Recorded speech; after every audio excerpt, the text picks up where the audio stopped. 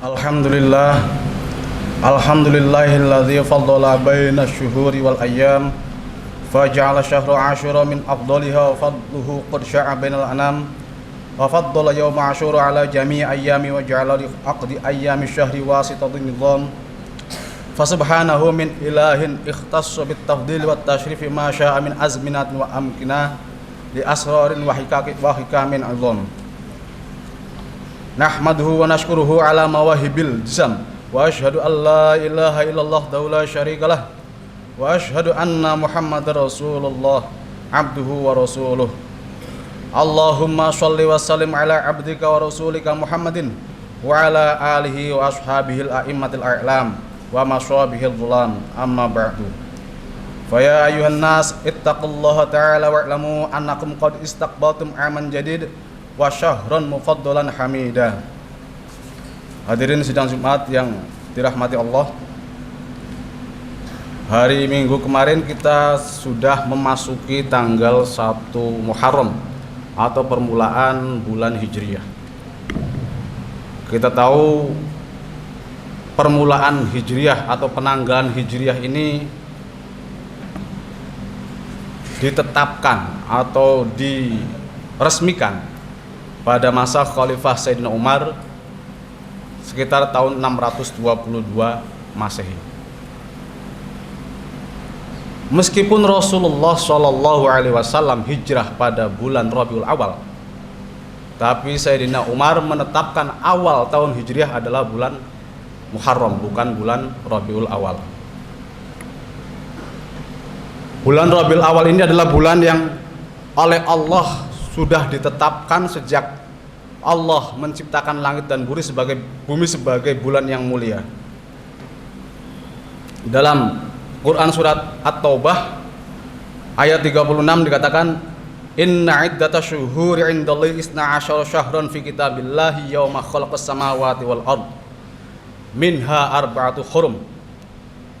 Sejak Allah menciptakan langit dan bumi, Allah sudah menetapkan kalau bulan nanti yang digunakan manusia itu adalah 12 bulan. Yang 4 diantaranya adalah bulan yang mulia. Kemudian oleh para mufassir, bulan Muharram adalah termasuk salah satu dari keempat bulan mulia tersebut. Oleh karenanya, bertepatan dengan bulan yang mulia ini, mari kita sama-sama bareng-bareng untuk memperbanyak amal ibadah kita, amal soleh kita, entah itu ibadah secara mahdoh maupun ibadah yang bersifat komunal. Kita ibadah di sini banyak bentuknya, banyak contohnya: sholat jamaah, mengaji, sekolah, belajar, itu juga termasuk ibadah. Meskipun demikian, kemuliaan atau hal-hal yang bersifat enak pasti akan banyak tantangannya, rintangannya. Allah pun akhirnya mewanti-wanti dalam bulan ini, dalam ayat lanjutannya adalah fala tadlimu fihinna anfusakum. Maka pada bulan ini kalian jangan saling berbuat zalim. Kalian jangan menzalimi diri sendiri maupun zalim kepada orang lain. Oleh karena itu, kita harus benar-benar memanfaatkan bulan yang mulia ini dengan sebaik-baiknya. Karena bulan Muharram ini dalam sejarah beberapa peristiwa penting sejak zaman Nabi Adam sampai zaman Nabi Muhammad itu terjadi. Pada bulan Muharram, Nabi Adam diterima taubatnya setelah diuji oleh Allah untuk melakukan sebuah kesalahan. Oleh Allah, Nabi Adam diajari sebuah doa untuk pertaubatannya. Rabbana dzalamna anfusana wa illam taghfir lana wa tarhamna lanakunanna minal khasirin.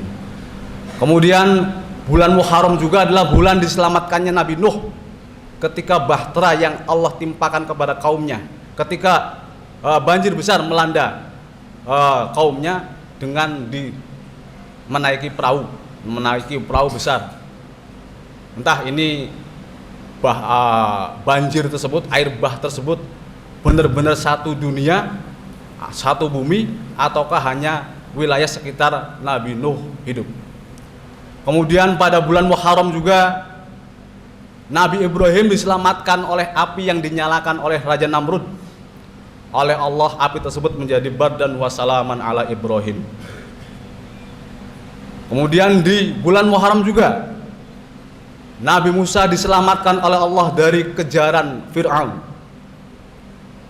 Ketika Nabi Musa merasa dan pengikutnya merasa terpojok di tepi pantai, oleh Allah diperintahkan untuk memukulkan tongkatnya ke lautan atau ke pantai tersebut, sehingga lautan pun terbelah. Terbelahnya lautan ini ternyata enggak satu jalur, ada 12 jalur yang terbelah, seperti firqohnya Yahudi sendiri. Akhirnya Nabi Musa mengambil jalan yang termudah, dan itu pun ternyata diikuti oleh Fir'aun.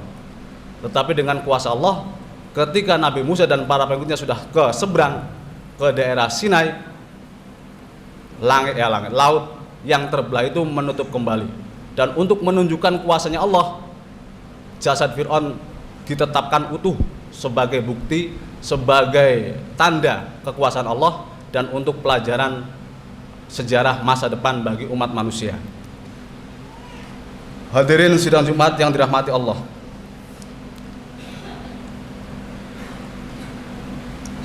bulan mulia ini juga ada tanggal-tanggal atau hari-hari yang memang disunahkan oleh syariat, oleh Nabi untuk berpuasa. Bahkan Nabi sendiri adalah orang yang berpuasa paling banyak selain bulan Ramadan, yaitu di bulan Muharram. Dalam sebuah hadis dikatakan, Afdalus shaumi ba'da syahri Ramadan syahrullahil ladzi tad'unahu al-Muharram. Dan ternyata bulan Muharram sendiri tidak hanya diakui oleh kita umat Islam, tapi juga oleh orang-orang Yahudi.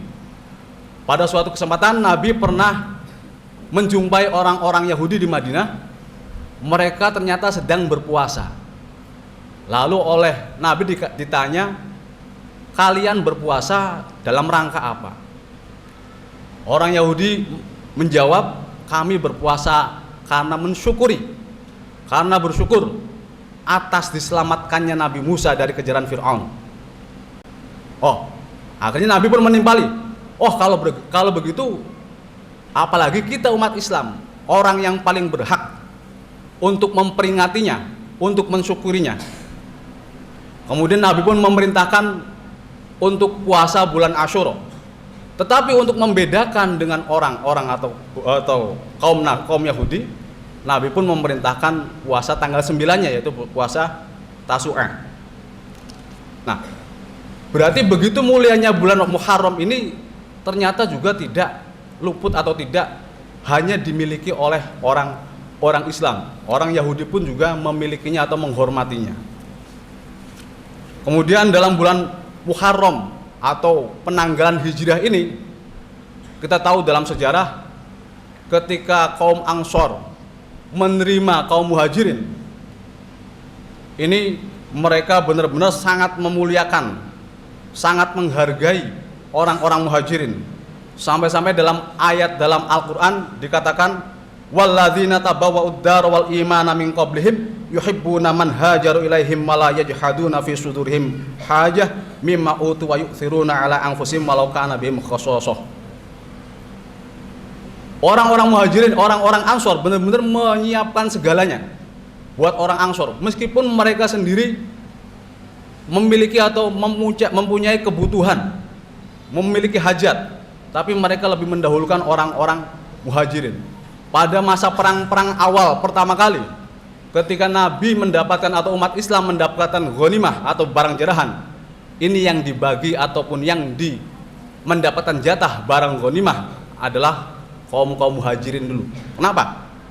Karena kaum atau orang-orang Muhajirin dari Mekah ke Madinah tidak membawa apa-apa. Mereka hanya membawa iman kepada Allah dan Rasulnya, sehingga mereka bisa dikatakan fakir miskin.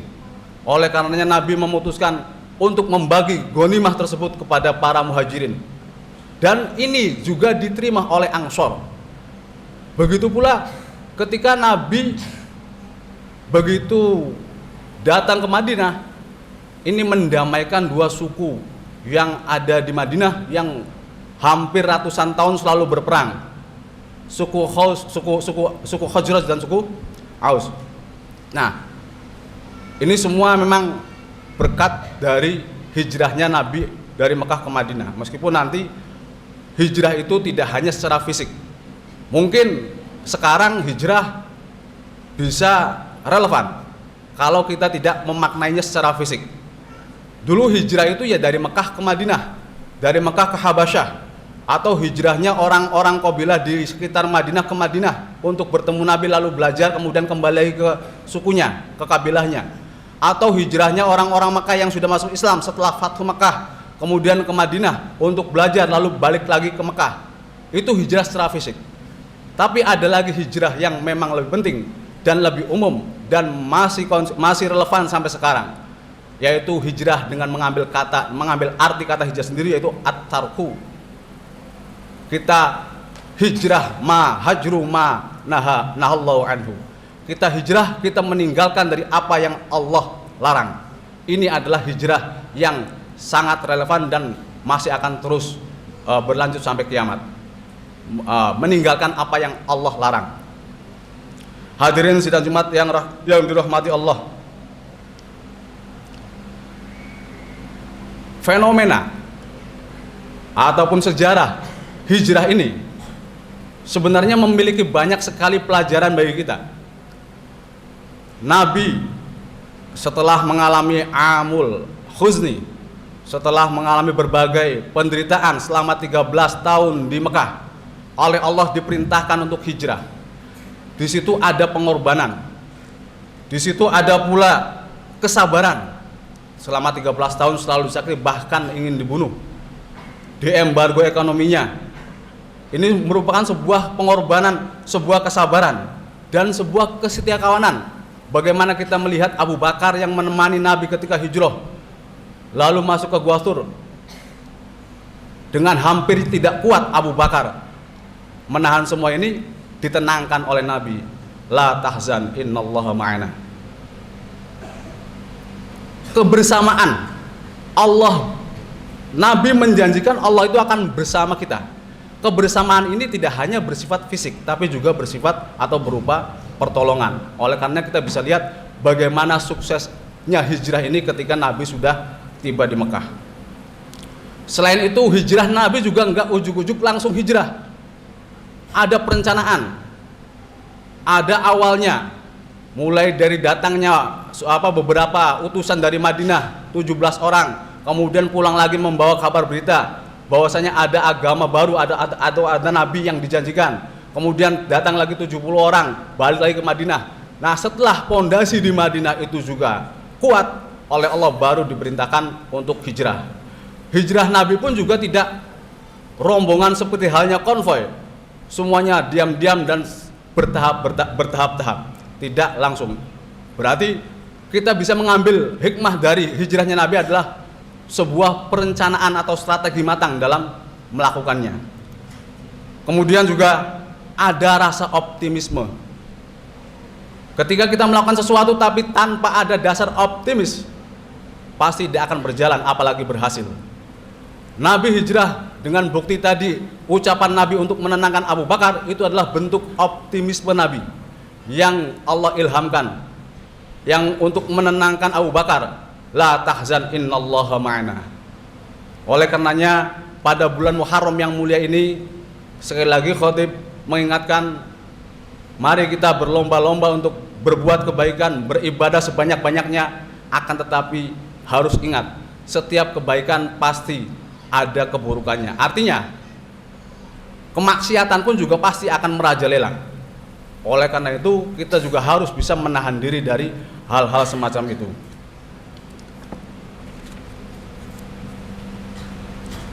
A'udzubillahi minasyaitonirrajim. Bismillahirrahmanirrahim. Wajawazna bi bani Israil al-bahra fatba'ahum fir'aun wa junuduhu bagyan wa adwan. Al-ayah. Barakallahu li wa lakum fil Qur'anil azim wa nafa'ana wa iyyakum bil ayati wa dzikril hakim.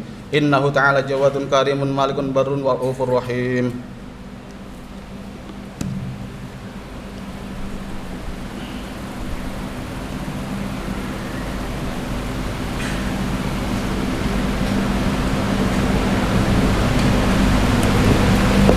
Alhamdulillah hamdan kama amar. Wa asyhadu an la ilaha illallah la syarika la irghaman liman jahada bihi wa kafar. Wa asyhadu anna sayyidina Muhammadan abduhu wa rasuluhu sayyidul insi wal bashar. Allahumma shalli wa sallim ala sayyidina Muhammadin wa ala alihi wa sahbihi. Matta salat ainun bin nadhar wa udhunun bi khabar. Amma ba'du. Fa ya ayuhan nas ittaqullaha ta'ala wa dharul fawahisha ma dhahara minha wa ma balan. Hafidhu ala ta'ati wa huduril jumu'ati wal jamaah wa'lamu anna allaha amarakum bi amrin bada'a fihi bi nafsihi wa thanna bi malaikati qudsi wa faqala ta'ala wa lam yazal qailan alimah inna allaha wa malaikatahu yusholluna 'alan nabi ya ayyuhalladzina amanu shallu 'alaihi wa sallimu taslima Allahumma shalli wa sallim ala sayyidina Muhammad wa ala ali sayyidina Muhammad kama shallaita ala sayyidina Ibrahim wa ala ali sayyidina Ibrahim fil alamin innaka Hamidum Majid. Allahumma wardu anil khulafa'ir rasyidin alladzina qadaw bil haqqi wa kanu bihi ya'dilun Abi Bakrin wa Umar wa Utsman wa Ali wa an sittatil muttamimin lil asharatil kiram wa an sa'ir ashabin nabiyika ajma'in wa anit tabi'in wa tabi'it tabi'in wa man tabi'ahum bi ihsan ila yaumiddin. Allahumma la taj'al li ahadin minhum fi 'unuqina dhulamah wa najina bi hubbihim min ahwali yaumil qiyamah. Allahumma a'izzal islam wal muslimin wa ahlikil kafarata wal mubtadi'ah wal rafidah wal musyrikin wa dammir a'da'ad-din. Allahumma aminna fi durina wa aslih wulata umurina waj'al Allahumma wilayatana fi man khafaka wa taqak. Allahumma ighfir lil muslimina wal muslimat wal mu'minina wal mu'minat al ahya'i minhum wal amwat bi rahmatika ya wahhabil 'adiyat. Allahumma dfa'annal ghala wal waba wa zina wa zalazil wal mihan wa su'al fitani ma dhahara minha wa ma badan an baladina hadha khassah wa an sa'iri biladil muslimin 'amah ya rabbal alamin. Rabbana atina fid dunya hasanah wa fil akhirati hasanah wa qina adzaban nar. Ibadallah innallaha ya'murukum bil 'adli wal ihsan wa ita'i dzil qurba wa yanha 'anil fahsya'i wal munkari wal baghi ya'idzukum la'allakum tadhakkarun. Fadhkurullahal 'azima yadhkurkum washkuruhu ala ni'amihi yazidkum was'aluhu min fadlihi yu'tikum wala dzikrullahu akbar.